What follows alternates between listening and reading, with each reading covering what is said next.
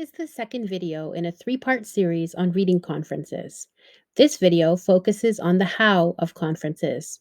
How do we structure a conference to get the most out of a 5-minute conversation? And how might we track our observations about students' strengths, next steps, and growth as readers?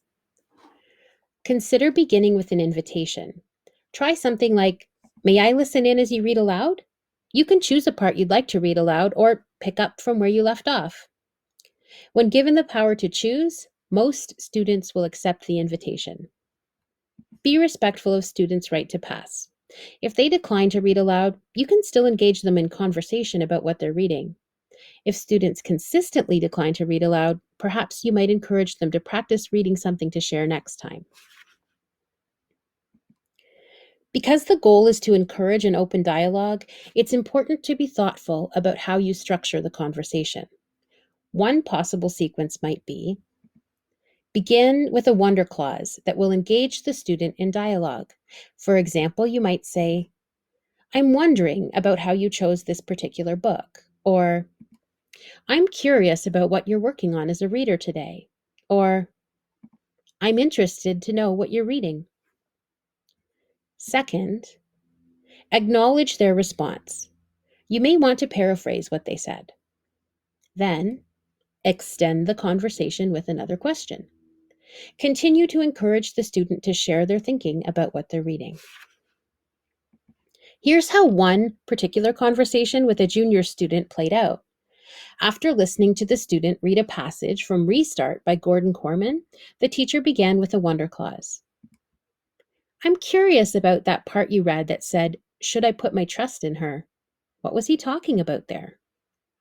The student responded, "He was talking about his mom because his mom hasn't told him about all the bad things he has done."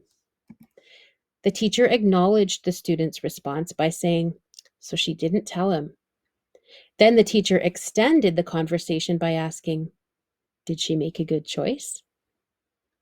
The student's response, "No, because if he knew what kind of person he was back then, he would know how to change and he would know people were scared of him," leaves things open for another round of acknowledging and extending.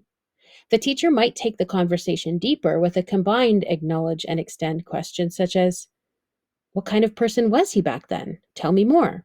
Or, "How to change? How do you think the character needs to change?" Sometimes you begin a reading conference with a specific purpose in mind, based on what you know or want to find out about the student's reading. For example, you may be wondering about a student's text choices. Are they consistently finding accessible texts that lead to high levels of engagement? Or maybe you want to encourage healthy reading habits. Is the student making intentional decisions that result in lots of time spent reading? Perhaps you're curious about a student's meaning making and problem solving strategies while reading. Or maybe it's the student's reflection, connection, or response to what they're reading that you want to explore. Choosing one of these four areas as a focus can help keep your assessment and feedback specific and manageable. Regardless of your intended purpose for the reading conference, what's really important is keeping notes about the conversation that unfolds. One of the benefits of taking notes during the conference is that there's naturally more space for the student to do most of the talking. While you're busy looking at your paper or screen, the student may continue to share or elaborate on their thinking. As well, notes from your conference can help you to revisit and then shape a follow-up conference. Just like any piece of writing, your notes are going to look different depending on your purpose and audience. We're showing a tea table here because we like to connect what we hear and see during the reading conference to next steps that can be developed in collaboration with the student. These next steps then provide both a focus for you as the teacher and some accountability for the student's continued reading.